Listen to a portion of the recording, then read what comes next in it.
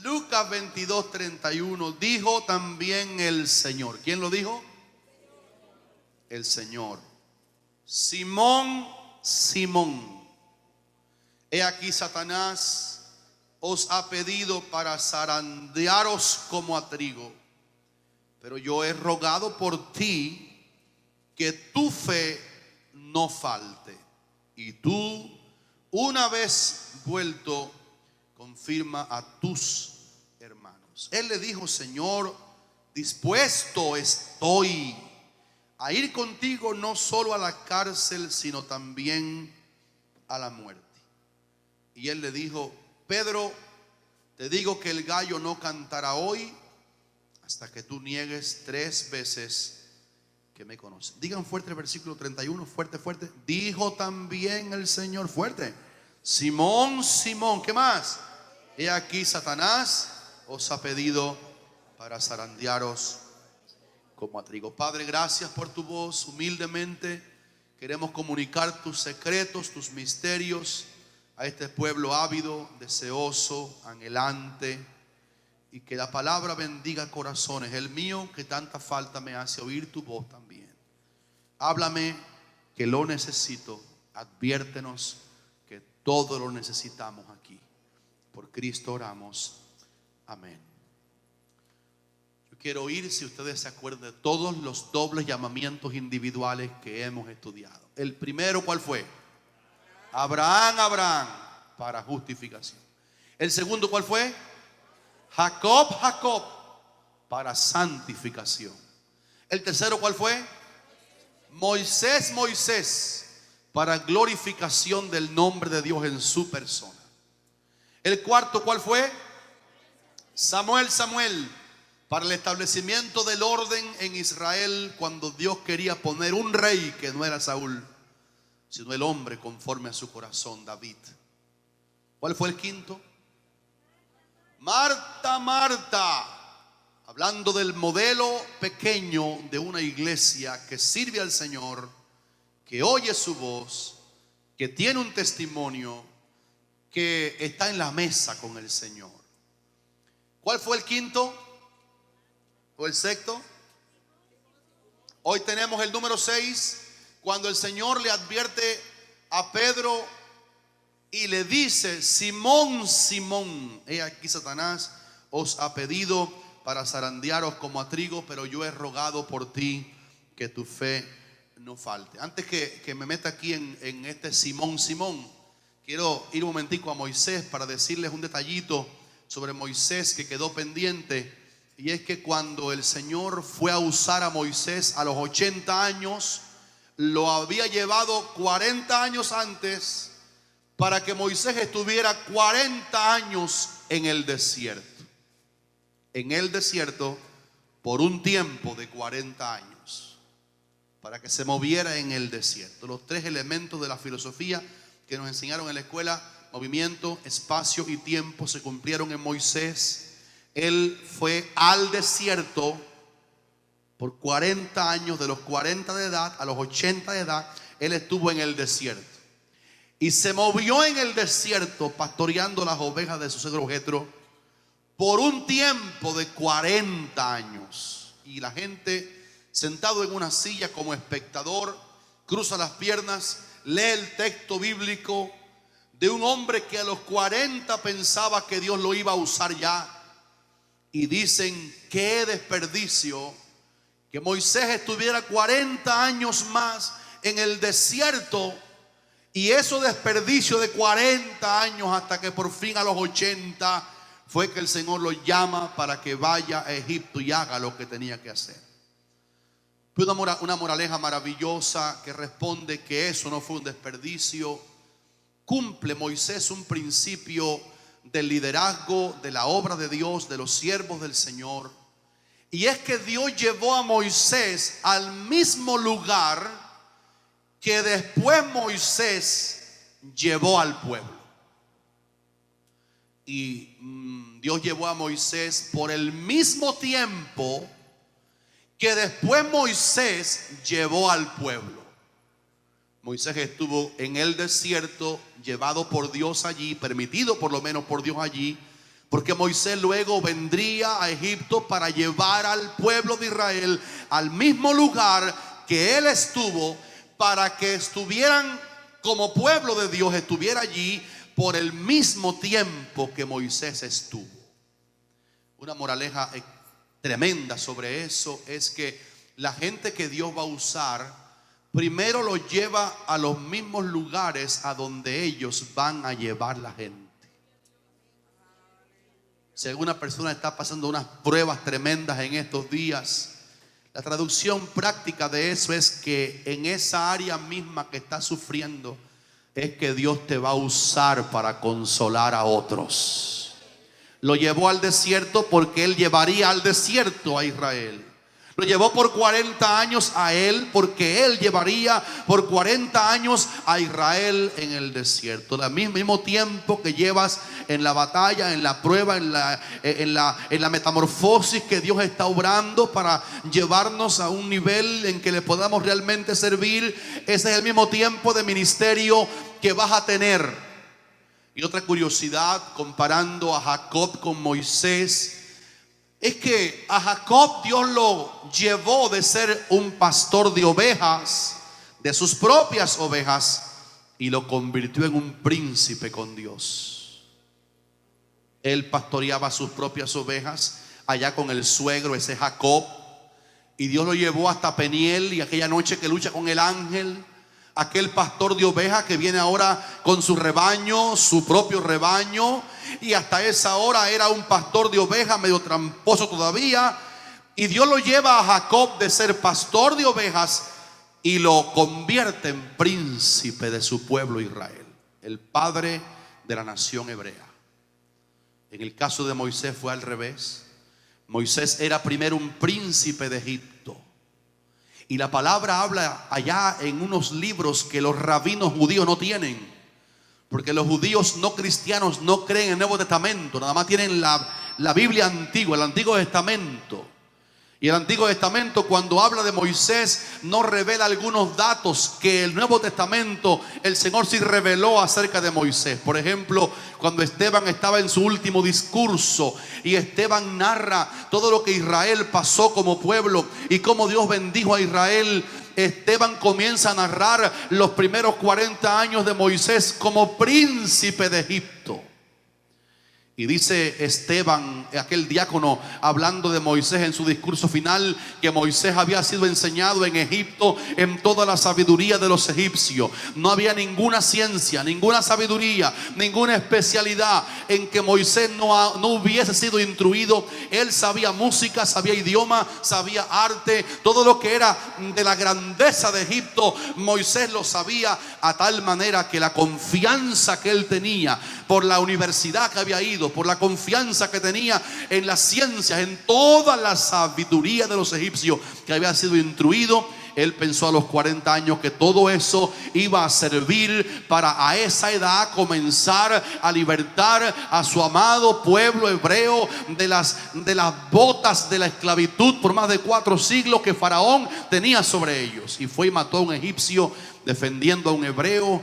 Y ustedes saben lo que pasó al día siguiente. Después va a desapartar a 2 hermanos hebreos que discuten. Moisés piensa que ayer nadie lo vio cuando mató de un piñazo, quizás de un golpe, a un egipcio, y lo enterró en secreto. Y cuando fue al día siguiente a seguir, a los 40 años sabía todo. Era un príncipe de Egipto. Y quería desapartar a 2 hebreos que discutían. Él le dijo uno a otro, le dijo: ¿quieres tú matarme, Moisés, como mataste ayer al egipcio? Y él entendió que estaba siendo vigilado y huye a Madián, tierra de Madián, al sur de Israel, en la tierra de Egipto. Y entra ya en la casa de aquel hombre, se casa. Y Moisés, al revés de Jacob, que fue convertido de pastor de sus ovejas a príncipe con Dios, Moisés es convertido ahora de príncipe en Egipto en un pastor de ovejas ajenas. Pastoreaba entonces las ovejas de su suegro en Madián. Los tratos de Dios para usarnos siempre son diferentes, pero siempre tienen un propósito. Él nos pasa por periodos que necesitamos atravesar.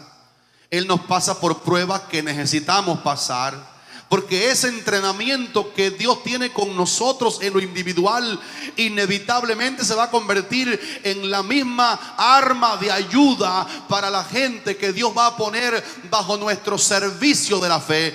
Y confieso en esta mañana que muchas de las cosas que estás atravesando con dolor, Dios las va a convertir en ti, en una clase, en una experiencia que va a bendecir la vida de muchos después de pases tu prueba. Yo voy a decir amén, aunque sea esa palabra. Ahora entramos al llamamiento de este hombre llamado Simón, que ya era un discípulo. Estamos hablando hoy de uno de los principales discípulos de Cristo, el hombre Pedro, que tuvo una influencia muy fuerte en el establecimiento de la iglesia primitiva. Pedro, en el libro de los Hechos, en los primeros 12 capítulos del libro de... Si usted quiere conocer la historia de la iglesia, tiene que entrar en Hechos de los Apóstoles para conocer lo que pasó en la iglesia. Es curiosísimo, cuando estaba revisando por qué el Señor llama Simón, Simón al discípulo que ya él mismo le puso el nombre de Pedro. Y cuando uno abre Hechos de los Apóstoles sobre el nacimiento y el desarrollo primario de la iglesia, uno encuentra maravillosamente que de los capítulos 1 al 12 del libro de Hechos, el cual tiene 28 capítulos, pero que del capítulo 1 hasta el 12 es Pedro el ministro protagonista de lo que pasó en la iglesia judía al principio. Anoté que fue Pedro quien brindó la oportunidad de elegir al que debía ser electo en lugar de Judas, que se había ahorcado. Y Pedro tomó iniciativa y dijo: vamos a hacer aquí la elección, a ver a quién el Señor designó en lugar de Judas, que cayó del ministerio por su transgresión. En el capítulo 1, versículo 15 al 26, encuentro a Pedro, número 1, eligiendo a un apóstol en lugar de Judas, que se había ahorcado y se había partido por la mitad, dice la Biblia. Después, en el capítulo 2 de Hechos, un momento cumbre en la vida de Pedro en la historia de la iglesia, me encuentro a Pedro predicando el gran mensaje interpretativo, porque hasta el momento que Pedro abre la boca en el aposento alto, cuando el Señor se derramó con su espíritu y hubo un Pentecostés y hubo derramamiento del Espíritu Santo y todos fueron llenos del Espíritu Santo y comenzaron a hablar en otras lenguas según el Espíritu les daba que hablasen, Pedro se pone en pie ante los que juzgaban a los que estaban allí, y la gente decía: están borrachos, están ebrios. Pero Pedro, lleno del Espíritu, se pone en pie y dice: esto no es tan ebrio como ustedes suponen, porque es la hora tercera del día. Pero esto fue lo que dijo Dios por el profeta Joel, que en los postreros días derramaré mi espíritu sobre toda carne, y vuestros hijos y vuestras hijas profetizarán, y vuestros ancianos soñarán sueños. ¿Cuántos dicen aleluya? Y vuestros jóvenes verán visiones. Y Pedro expone por primera vez en el Nuevo Testamento, viene revelación a él de lo que no se sabía hasta ese momento. Y Pedro predica aquel mensaje cristocéntrico, explicando en Hechos capítulo 2, versículos 14 al 40, que Cristo era aquel a quien los judíos mataron, pero que él era el verdadero Mesías de Dios. La primera vez que usted puede hallar en la Biblia la interpretación de lo que pasó en el Calvario, el valor de la expiación, el valor que hoy aquí dijimos en la cena del Señor, fue Pedro el primero que la dijo. Era un hombre protagónico en los primeros 12 capítulos del libro de la historia de la iglesia.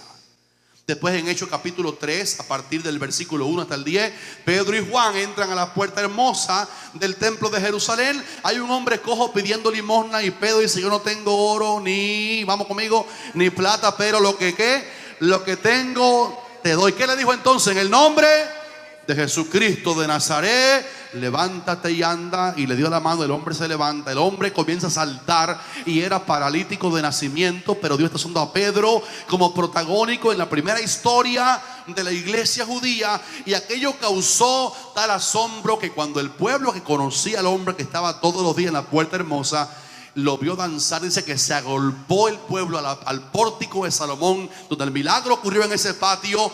Y Pedro predicó otro sermón, testificando que nadie fuera a pensar que aquel hombre estuvo sano por alguna virtud que tenía Pedro. Y otra vez dijo: es en el nombre de Jesucristo, a quien ustedes mataron, pero a quien Dios levantó de los muertos, que este hombre está en vuestra presencia sano. Hasta aquí me encanta la vida y ministerio de Pedro, porque está exaltando siempre a Cristo. Él es el Salvador, Él es el sanador, aleluya. El concilio judío, los dirigentes religiosos que no creían en Cristo, mucho menos en sus apóstoles, llaman a Pedro y a Juan para pedirle cuenta del alboroto que se armó cuando el hombre sano es sano en la Puerta Hermosa. Y le dicen estrictamente el concilio judío a Pedro y a Juan: les prohibimos seguir hablando en ese nombre, porque han llenado a Jerusalén de su doctrina. Y dice Pedro: no podemos dejar de decir lo que hemos visto y oído. Y con resistencia al impedimento de aquel grupo de líderes judíos no creyentes en Cristo, Pedro viola ese mandamiento, obviamente, de no seguir predicando. Dice: no, vamos a seguir predicando a Jesucristo, nuestro Salvador y Señor, porque Dios el Padre lo ha hecho Señor y Cristo a ese que ustedes mataron. Vamos a alabar al Señor. También Pedro en el capítulo 5 comienza a debutar como un hombre que tiene una autoridad para juicio. Y hay dos mentirosos en el capítulo 5 de Hechos, versículos 1 al 10, llamados, rápido, Ananías y ¿quién más? Y Zafira. Ellos han escondido un dinero que no tenían, nadie se lo pidió, y lo escondieron ahí en la casa y trajeron una parte del dinero haciéndose los buenos, y le dijeron a Pedro: aquí tenemos todo el dinero. Primeramente lo hizo el hombre, Ananías. Este es el dinero, vendido nuestra finca, nuestra hacienda, y trajimos, como también otros hacen aquí, el dinero entero para Dios. Y estaba mintiendo porque había escondido una parte en la casa. Y Pedro lo miró y le dijo: este es Pedro, capítulo 1 al 12. Ananías, ¿por qué Satanás llenó tu corazón para que mintieses al Espíritu Santo? Si tú quieres retener el dinero, ese es tuyo. ¿Por qué trajiste esta mentira aquí? Y cuando Ananías oyó aquellas palabras que Pedro decía, la palabra dice que Ananías cayó muerto delante de Pedro. La mujer no sabe nada. Ella viene, no ve el cadáver, y Pedro le pregunta a ella entonces: Zafira, ¿vendiste de verdad en tanto la heredad, como dijo el mentiroso primero? Ella estaba de acuerdo, dijo: sí, en tanto. Y Pedro, el hombre protagónico de la primera etapa, capítulo 12, dice: ahí van los pies de los que sacaron a tu marido, te sacarán a ti, por cuanto has convenido en mentir al Espíritu del Señor. Y al momento también ella cayó muerta delante de Pedro. Ese es el tiempo de la gracia. Había una autoridad tan grande en el nombre del Cristo que predicaba Pedro, y había juicios ocurriendo para purificar la iglesia, que el pecado no la fuera a manchar. Pero luego hay más aumento en los capítulos 1 al 12 de este libro de Historia de la Iglesia, cuando en el capítulo 5, versículos 15, la Biblia habla de un milagro único en el Nuevo Testamento, un milagro único que solamente Pedro lo obró. Y era que el poder de Dios, dando a Pedro como protagónico, siervo protagónico de Cristo, ministro del Señor, en aquel nacimiento de la obra primero. Pedro tenía un don que Dios le dio, que habían tantos enfermos en aquella tierra todavía, y Pedro pasaba por los lugares cuando había sol, luz, y dice la Biblia en el capítulo 5, versículos 15-16, que cuando Pedro pasaba, sacaban a los enfermos y a los atormentados por diferentes espíritus demoníacos, para que al pasar Pedro a lo menos su sombra cayese sobre alguno de ellos. Y cuando Pedro pasaba, dice que ponían en lechos y en camas a los enfermos en la calle, para que al pasar Pedro por la calle, mientras él caminaba, la sombra que daba el sol sobre su cuerpo hiciera el milagro de sanar enfermos y libertar endemoniados. Y la Biblia dice que todos los que estaban bajo la sombra de Pedro eran sanados y eran libres de los demonios. Qué grandeza de ministerio. Quiero decirte, hermano, que Dios lo puede repetir si quiere en estos días, porque Él es el mismo ayer y hoy por todos los siglos. Denle un aplauso en esta mañana al Señor. Qué ministerio tan grande. Aleluya. Después el Sanedrín judío mete preso a los apóstoles en la cárcel. El Sanedrín judío representaba la religión, el fariseísmo, los saduceos y otra secta que no creían que el que murió en la cruz era el Mesías de Dios.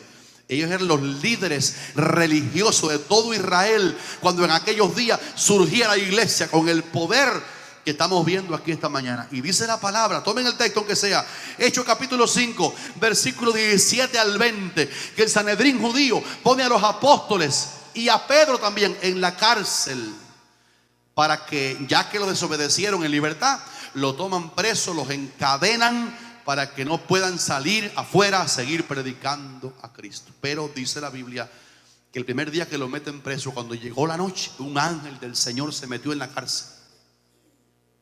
¿Quién lo alaba aquí? ¿Quién dice un aleluya bien grande al poder de tu Dios? ¿Qué iglesia esta, hermana Milo? ¿Qué poder había ahí?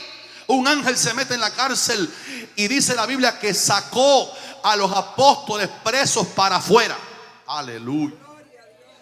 Sin que se dieran cuenta los guardas que estaban en la puerta, y sacaron a los apóstoles, y el ángel le dijo: vayan y lleguen al templo y sigan predicando al pueblo todas las palabras de esta vida. Aleluya. Cuando por la mañana llegan los apóstoles que estaban anoche presos y aparecen en el templo predicando, y las muchedumbres oyendo: Cristo es el Salvador, Cristo es el camino, Él es la verdad, Él es la vida. Y un chivatón dijo: oye, Sanedrín judío, los apóstoles que ustedes fueron y metieron en la cárcel ayer están afuera en el templo predicando. Y cuando fueron, se dieron cuenta que de verdad la cárcel estaba cerrada con toda seguridad y estaban los guardas afuera de la puerta de hierro de la cárcel. Pero cuando entraron estaban vacías las celdas. Los apóstoles estaban predicando a Cristo en él. Hay que darle un aplauso al Dios suyo en esta mañana. ¿Cuántos dicen aleluya? Qué poder y qué respaldo. Déjame hacer aquí un paréntesis para decirte, hermano, meterse en la iglesia, pertenecer a Cristo y a su iglesia, es una protección que a veces la menospreciamos. Pero el que está en Cristo está en la iglesia, y el que está en la iglesia tiene sobre él una cobertura de protección que ni el diablo puede romper. ¿Cuántos dicen amén por eso? Usted es el mejor trofeo de lo que acabo de decir. A ti te han hecho de todo, pero aquí estás esta mañana alabando al Señor. Te han empujado con violencia a los demonios para que te cayera, pero aquí estás alabando al Señor. ¿Cuántos dicen aleluya? Porque la iglesia tiene protección. El Señor dijo: ni las puertas de qué, vamos conmigo, de qué, del Hades no prevalecerán contra la iglesia. Mire qué ángel este. Y los apóstoles, violando aquellas leyes diabólicas de no predicar, el ángel los sacó. Y Pedro y Juan fueron enviados ahora después en el capítulo número 8 de Hechos de los Apóstoles a Samaria, porque hay un diácono que va a Samaria huyendo de la persecución del tiempo de Saulo. Es el diácono Felipe. Llega a Samaria, comienza a predicar en tierra gentil lo que no querían los judíos, mezclarse con los samaritanos. Pero Felipe va huyendo de la persecución del tiempo de Saulo en Jerusalén, huye a Samaria, y cuando llega allí era como una plaga. Estaba predicando: Cristo salva, Cristo sana, Cristo bautiza con el Espíritu Santo, Él viene otra vez, Él es el único Salvador, Él es el camino, Él es la verdad, Él es la vida. Y la noticia de Jesús llegó a Samaria, y los samaritanos comenzaron a creer que Jesucristo es el único mediador entre Dios y los hombres. ¿Quién lo bendice en este día? Creyeron tanto que dice que aún Simón, el famoso mago de Samaria, el hombre que era como un mesías en Samaria porque hacía artes, parece artes negras, mágicas, la magia negra, y dice que había engañado mucha gente con sus magias, y la gente decía: ese mago es el gran poder de Dios. Pero de pronto, cuando oyeron a Felipe que le predicaba el evangelio de Jesús, se convirtieron hasta los magos, y Felipe también se convirtió al Cristo que Felipe, el mago, también se convirtió al Cristo que Felipe le predicaba. Simón también se convirtió. Y faltaba algo. Faltaba que los nuevos creyentes de Samaria recibieran el bautismo del Espíritu Santo. Y mandaron a buscar a este hombre, otra vez a Pedro y a Juan. Eran como dos tizones que estaban encendidos. El viernes dijimos aquí, hermano, la vida cristiana hay que cultivarla. Hay que llenarse del Espíritu Santo todos los días. Hay que buscar la unción y la vida. Y mandan a buscar a Pedro y a Juan, que estaban en Jerusalén con la iglesia poderosa, para que ellos dos, Pedro y Juan, vean a Pedro aquí, 12 capítulos con él. Y va Pedro y Juan a Samaria solo para que los nuevos creyentes fueran debajo de las manos de Pedro y Juan. Y cuando les imponían las manos Pedro y Juan, a los que dice que de pronto recibían el bautismo del Espíritu Santo y hablaban en lenguas y glorificaban al Señor. Ese era Pedro. Pero falta algo más de Pedro, hablando de lo tremendo como Dios lo usó. Allá también en el capítulo 8 del libro de los Hechos, sigue Pedro en la palestra, versículo 32 al 34. Pedro, visitando a los discípulos, llegó a Lida, una ciudad llamada Lida, y encontró un hombre llamado Eneas, que hacía 8 años que estaba paralítico. 8 años en cama Eneas, dice, porque era paralítico. ¿Cómo era Eneas? Eso quiere decir que estaba tullido, como el hombre de la puerta hermosa. Y Pedro llegó, mientras visitaba, se encuentra con aquel paralítico tullido en cama, y Pedro le dice: Eneas, Jesucristo te sana, levántate y haz tu cama. Y cuando Eneas, el paralítico tullido, 8 años en una cama, oyó aquella palabra, el poder de Dios entró al cuerpo tullido de Eneas y se levantó y comenzó a caminar. Y fue notorio en todo Lida que el poder de Dios andaba con aquel hombre, aquel siervo del Señor llamado Pedro. Cristo todavía sana a los paralíticos. Me dijo una hermana que vino aquí a buscar la universidad y me dio dolor lo que me dijo. A ella también le duele lo que le pasó a ella. Dice que su pastor dice que él cree en el cesacionalismo. Eso quiere decir que los milagros terminaron en el tiempo de los apóstoles. Pero hay un versículo que dice la Biblia: Jesucristo es el mismo ayer, hoy y por todos los siglos. Estas señales seguirán a los que, vamos conmigo, a los que quieren, a los que creen. ¿Cuántos creen aquí? En mi nombre. Ese nombre todavía está vivo y permanecerá por siempre. Echarán fuera demonios, pondrán las manos en los enfermos, sanarán, hablarán otras lenguas, y si bebieren cosa mortífera, porque alguien se la dé, no les hará daño. Yo voy a decir amén a esa palabra. Pedro sigue siendo el hombre de la palestra. Pedro, del capítulo 1 al 12, es Pedro el hombre en el nacimiento y en la primera etapa de la iglesia. Es Pedro, y sanó a Eneas, no él, pero por la palabra que él habló de Cristo. De pronto hay un milagro aquí arriba. Se muere una mujer y Pedro anduvo con uno que levanta a los muertos. Y Pedro vio a Lázaro levantado de los muertos. Y Pedro vio a la hija al hijo de la viuda de Naín, aquel joven levantado de los muertos por Cristo. Y Pedro vio a la hija de Jairo levantada de los muertos. Talita Cumi, dijo Cristo, y la levantó. 12 años más o menos. Y Pedro es retado a un milagro. Imagínense que la sombra sanaba y ahora se muere en una ciudad. Se muere en Jope una discípula de la iglesia fiel llamada Dorcas. Y cuando se murió aquella mujer que hacía telas, hacía ropita para los hermanos, dice que abundaba en buenas obras, se atreven los discípulos que ven a la hermana Dorcas muerta decirle: ¿dónde estará Pedro? Porque ese hombre tiene poder. Y llamaron a buscar, mandaron a Pedro para que Pedro viniera a orar por el cadáver. Cuando Pedro llegó a Jope, se encontró que estaba Dorcas muerta.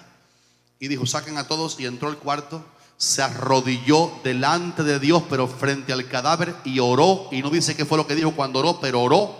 Y después que oró, se volvió al cuerpo y le dijo a la difunta Dorcas: Tabita, levántate. Y ella, al ver a Pedro, se incorporó. Y él dándole la mano, la levantó. Entonces, llamando a los santos y a las viudas, la presentó viva. Aleluya, hermanos. Es fácil predicarlo aquí, pero allá en Cuba mandaron a buscar a un hermano que levantaba a los muertos y le metieron un cadáver. Y el tío pensó que el aceite era la unción y embarró el cadáver de aceite de la cabeza a los pies, y por mucho que oró, no resucitó. Aquí no consiste en aceite, consiste en el poder de Dios cuando Él quiere hacer un milagro. Pero estoy nada más dejando ver que Dios usaba a Pedro.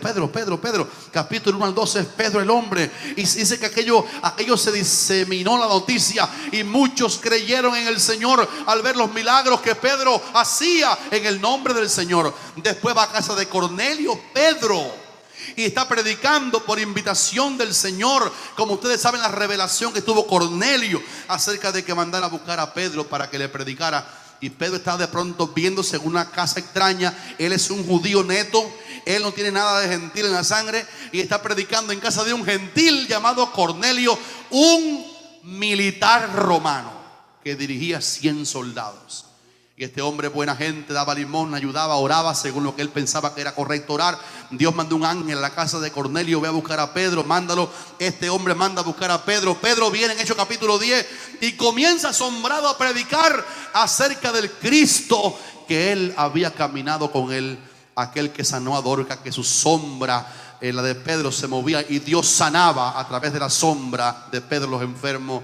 Y cuando Pedro comienza a explicar que Cristo murió conforme a las Escrituras y que fue sepultado y que está sentado a la diestra del Padre y que los que en Él creen reciben perdón de pecados por su nombre, ocurre un milagro atípico, único en la Biblia, único. Que antes que los oyentes que estaban oyendo a Pedro, que no eran cristianos, eran gentiles, pudieran decir: acepto a Cristo. Antes de eso, mientras Pedro predicaba la palabra de Cristo, Dios vio que los corazones habían creído lo que estaba predicando Pedro. Predicó un minuto nada más y el Señor dijo: ya está bueno, Pedro, espérate. Y mientras predicaba, el Espíritu Santo cayó sobre todos los que oían el discurso. Alábele si pueden esta mañana, alábele. Él está aquí como un río fluyendo en la iglesia en el día de hoy. Cayó, dice que los fieles de la circuncisión que habían venido con Pedro se quedaron atónitos de que también sobre los gentiles se derramase el don del Espíritu, porque los oían que hablaban en lengua y que magnificaban el nombre del Señor. Te quiero animar a no desanimarte en decirle al Señor todos los días: bautízame con el Espíritu Santo, porque eso está en pie para la iglesia todavía.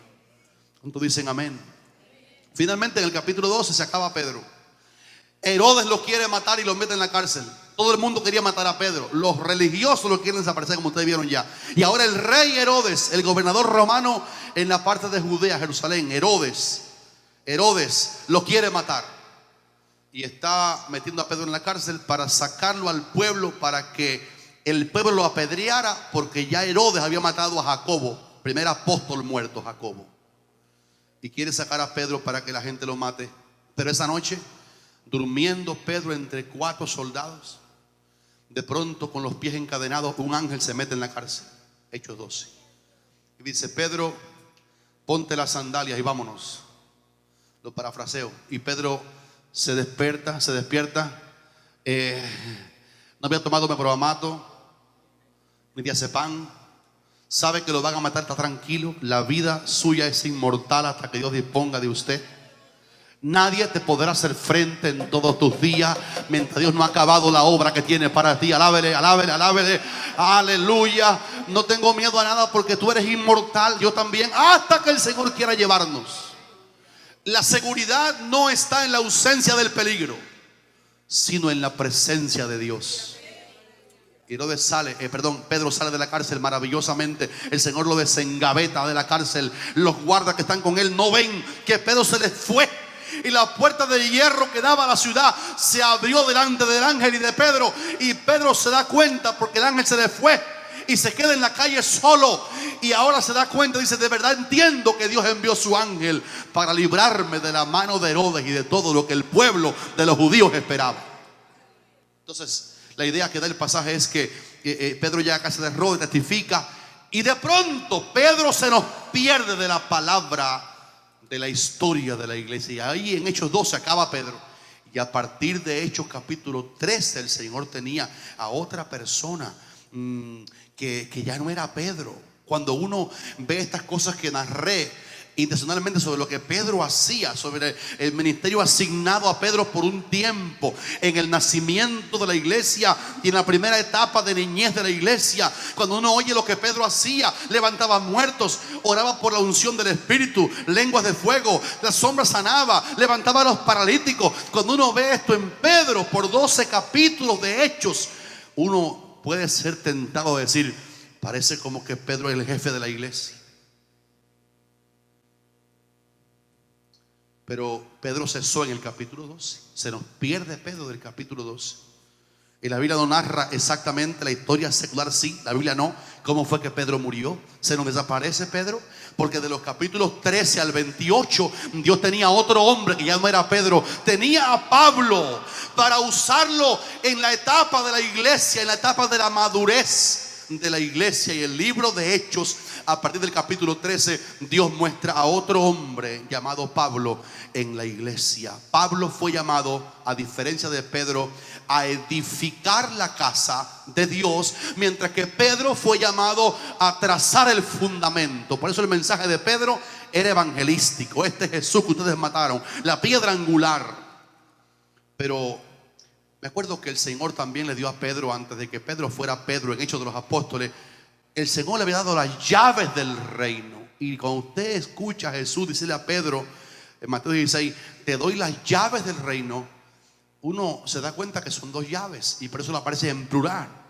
Te doy las llaves del reino, y todo lo que ates aquí será atado allá. Y ese era todavía engrandeciendo el ministerio, no la persona, pero el ministerio poderoso. Imagínense que a él fue el que le dieron las llaves del reino. La primera llave se la dieron para abrir el reino de Cristo a los judíos. Esa fue la que usó en Pentecostés. Y en Pentecostés usa la primera llave que el Señor le da y explica, como dijo ahorita, el Calvario, explica la cruz, explica a Cristo. Y como 3,000 judíos se salvan porque Pedro presentó a Cristo como la cabeza del ángulo. Aleluya. Y mandó a los judíos arrepentidos y convertidos para que sean borrados vuestros pecados. Pero había otra llave. Le dieron las llaves, una para los judíos, en Pentecostés la usó, y otra para la que cité, la llave del reino para los gentiles. Y esa página la iglesia judía no la podía ver, pero el Señor se la dio a Pedro esa llave. Y llega a ese Cornelio, predica, y también los gentiles entran a ser parte de la iglesia. Pedro trabajó en el fundamento de la iglesia. Ese fue el que mostró a Cristo como el fundamento principal del edificio. Y todos los apóstoles del Señor aparecen hasta en Apocalipsis vinculados con el fundamento de la iglesia. Curiosamente, Pedro fue llamado del mar de Galilea cuando era pescador. ¿Se acuerdan? Con su hermano Andrés. Estaban pescando. Diga conmigo, pescando. Una hermana dijo, pastor, yo estaba pecando. Sí, hermana, sé que estaba pecando, porque se comía la S. Estaba con el esposo en el mar, estaban pescando, pero ella se comía la S. Pastor, yo estaba pecando. Sí, hermana, sé que estaba pecando.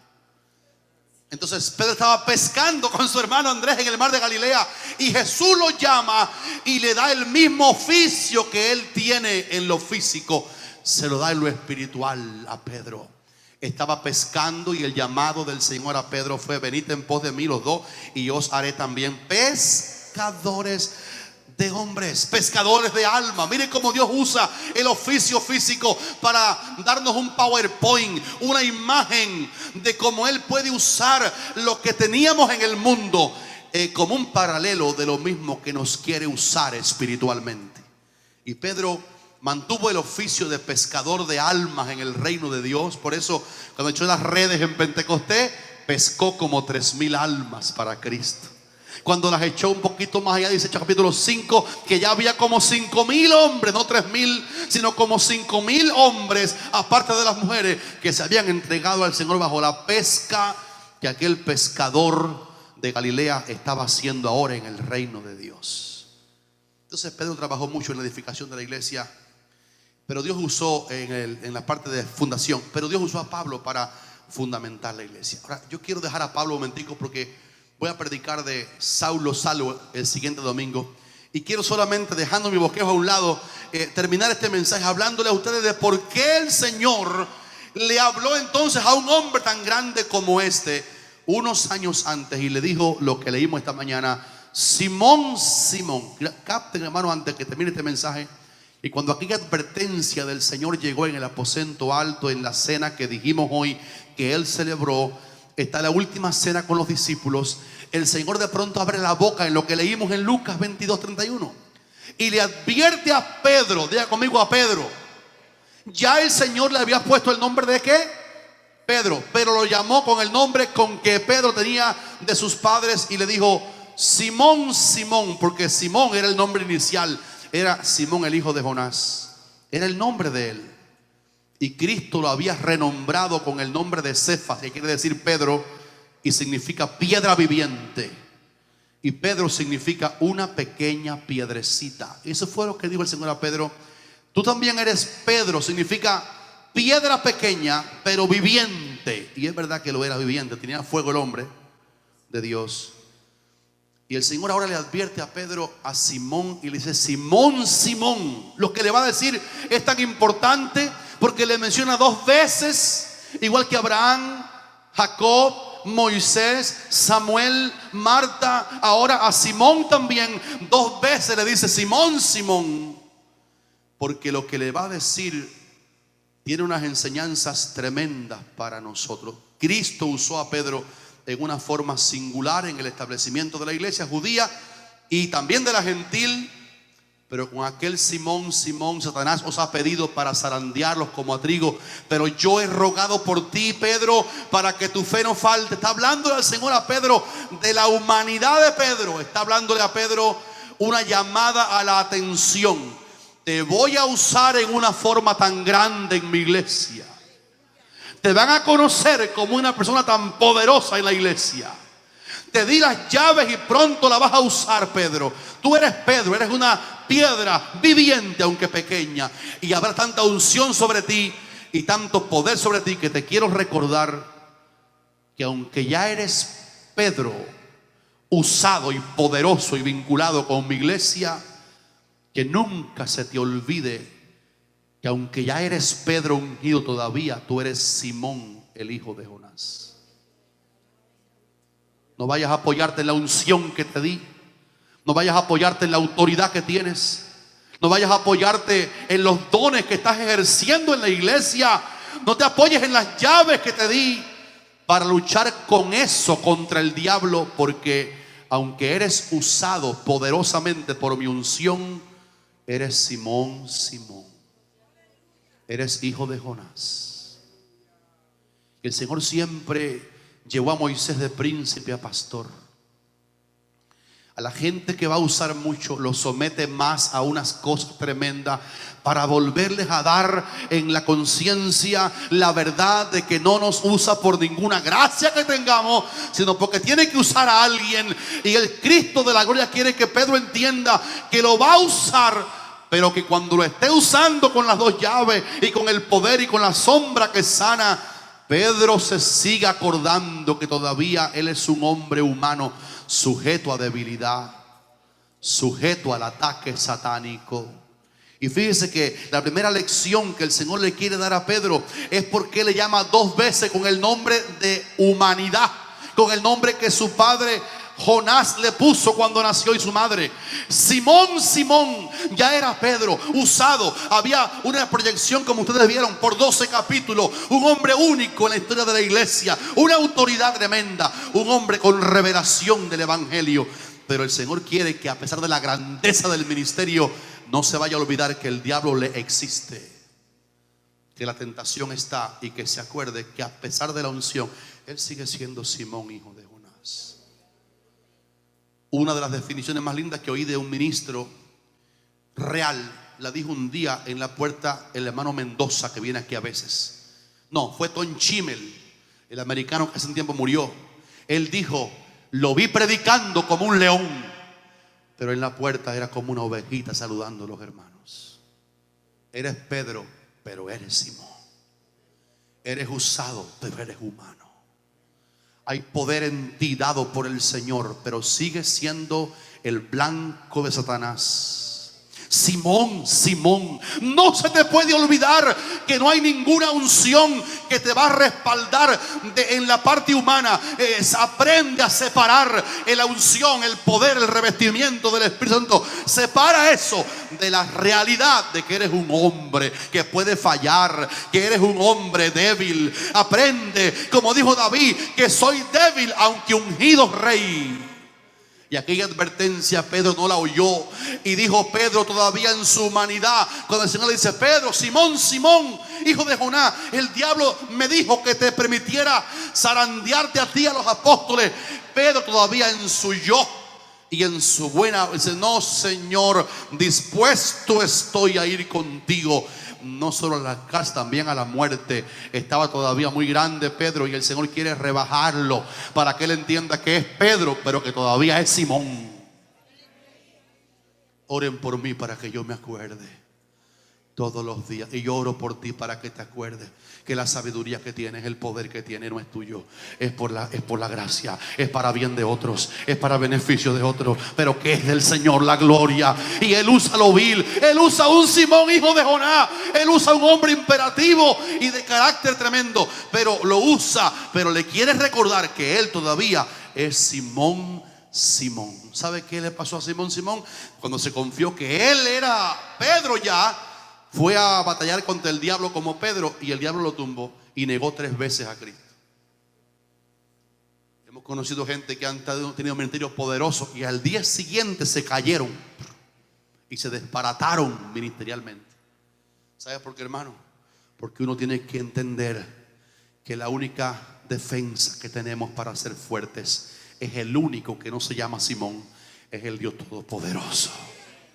Y Pedro fue como Pedro, y la tentación vino, y la criada: tú eres de él, no, yo no soy. Y 3 veces aquel Pedro, aquel grande ministro, está haciendo algo que nos parece un susto. Está diciendo: yo no sé quién es Cristo, no sé de quién me están hablando. ¿Quién es Jesús? Yo no he caminado con él nunca. Y obviamente había caminado con él 3 años y medio. Y mire dónde ha caído el hombre que se pensaba ser Pedro. Pero el médico, el doctor, el sabio le quiere recordar que aunque es Pedro, todavía es Simón 2 veces. Eres débil. Y Pedro solamente es una pequeña piedra. Y ya voy a acabar. Y quiero que noten esto, hermano, solamente esto. Todavía Pedro, siendo Pedro, era peligroso y negó al Señor. La unción nos pone en más peligro.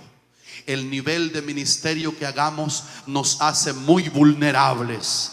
Hay una especie de confianza que se crea. Yo tengo experiencia, tengo años en la fe, a mí no me va a tumbar el diablo. Hay una especie de autoridad que uno logra, que después se cree que el diablo, allá en Cuba, Damari conoció uno, pobrecito, y también Armando y Isabel, que cantaba 1, 2 y 3, Satanás no tiene poder, 4, 5 y 6, yo los piso con los pies. Y aquel hombre se destruyó, porque el diablo está. Y el Señor dijo: el diablo me dijo que te dejara zarandearte. El diablo está aunque tengamos unción. El diablo está aunque tengamos autoridad. Aunque la sombra sana al enfermo, hay un diablo que nos quiere dañar. Lo voy a dejar aquí para que ustedes no me castiguen porque predico muy largo hoy. Pero solamente quiero decirle, hermano, el Señor le quería recordar a Pedro una cosa, que si aquí hoy hubiera un católico, necesitaba oírla. Una de las cosas que vimos es que el Señor usó a Pedro en el establecimiento de la iglesia. Pero cuando le dijo Simón, le quiere recordar a Pedro que obviamente él no es el fundamento de la iglesia. Jesús no le dijo: Pedro, qué tremendo discípulo eres. Ya estaba usándolo. Y el ministerio de Pedro era con la iglesia. Y algunos bárbaros de la teología dicen que Pedro fue el primer papa y que Pedro fue el cimiento sobre el cual Cristo edificó la iglesia. Pero Pedro era tan peligroso que él mismo le dijo a Cristo: no vayas a la cruz. Y el diablo estaba hablando por la boca de aquel gran Pedro. La unción nos pone en peligro. Hay que someterse al Señor, porque si no lo hacemos a tiempo, el chasco puede venir. Hay que vivir mañana lunes orando que Dios nos guarde. Hay que vivir el martes clamando que Dios nos guarde. Pedro no fue el fundamento, y por eso a Pedro le quedó claro cuando se cayó y negó al Señor, y días después el Señor lo restaura. Ahora apacienta mis ovejas. Y cuando hizo lo que leímos hoy en Pentecostés, y aquellos 12 capítulos protagonizados por su ministerio, ya Pedro se acordó que él siempre debía presentar a Cristo como el fundamento de la iglesia. ¿De qué lugar sacaron la gente que Pedro fue un papa? ¿De qué lugar sacaron la gente que Pedro es una piedra en la cual se edifica? Si él le dijo a Cristo que no fuera a la cruz y lo negó 3 veces, pero se humilló y pasó la escuela y aprendió que aunque sea Pedro, soy Simón 2 veces. Aunque sea Pedro, soy Simón 2 veces. Lo que advirtió Cristo no era cuán grande era el ministerio, sino cuán débil era aquel gran ministro de Cristo. Si no fuéramos de aquí esta mañana seguros de que somos débiles y que tenemos que ir al fuerte, vamos a ser muy prosperados. Si el meollo del mensaje que terminé ya es que podamos ir al Señor en humildad y a medida que nos use, someternos más. Y cuando haya más unción, someternos más. Y más poder, someternos más. Porque somos más Simón que Pedro. Dios quiere recordarnos que nuestra fidelidad hacia el mañana depende de que hoy le tengamos a Él como la única fuerza de nuestra vida. Que mi nombre suene 2 veces como hijo de Manuel y Nelda, y que nunca la unción me haga olvidar que soy tan débil como el hermanito más recién convertido que tengamos en la iglesia. Todos, si vamos a llegar al final, tenemos que depender de la gracia de Dios. Ayúdame a ser fiel, Señor. Levántale tus 2 manos. Señor, Simón está aquí. Son hombres y mujeres que los quieres usar para grandes cosas, pero que el ejemplo de Simón nos ayuda a entender que vamos a tener que depender más de ti y menos de nosotros mismos. Que nuestro nombre no es tan importante, porque tú usas lo que entiende que tenemos que sujetarnos de tu fuerza. Te doy tantas gracias por la iglesia. Te doy tantas gracias por la palabra. Dígale conmigo, gracias por la palabra. Te doy tantas gracias por recordarnos, Señor, que somos hijos de Jonás, que traemos un origen humano, que tenemos un tesoro pero en vasos de barro.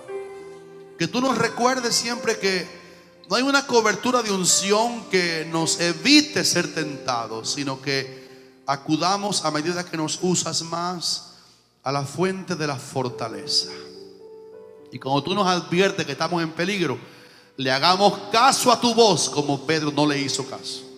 Que podamos oír la advertencia esta mañana y esta semana el Espíritu Santo le recuerde a mi corazón y al corazón de mis hermanos que nos hace falta poner los pies en el zapato por la mañana, acordándonos que si vamos a permanecer fieles, tiene que ser por tu ayuda.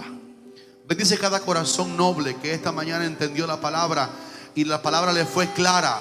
Que a pesar de lo mucho que nos uses, tú quieres recordarnos que somos seres humanos, doblemente humanos, doblemente débiles. Un Simón, alguien que tiene que decirte: Señor, guárdame para no caer en tentación.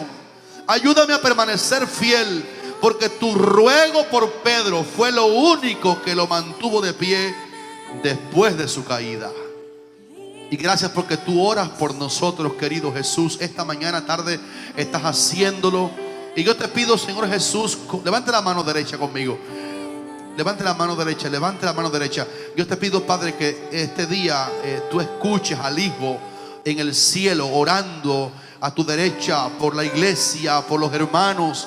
Y que la advertencia tuya sea que nos hace falta refugiarnos en tu fortaleza para poder llegar de pie al cielo. Y que mientras más reconozcamos nuestra debilidad real, mientras más veamos que somos Simón, más nos podrás usar como luego usaste a Pedro en una manera tan grande. Te doy gracias por la vida de Pablo, que nos enseñó las doctrinas cardinales de la iglesia y cómo él trabajó en lo que Pedro no trabajó. Pedro puso el fundamento, pero Pablo edificó la casa.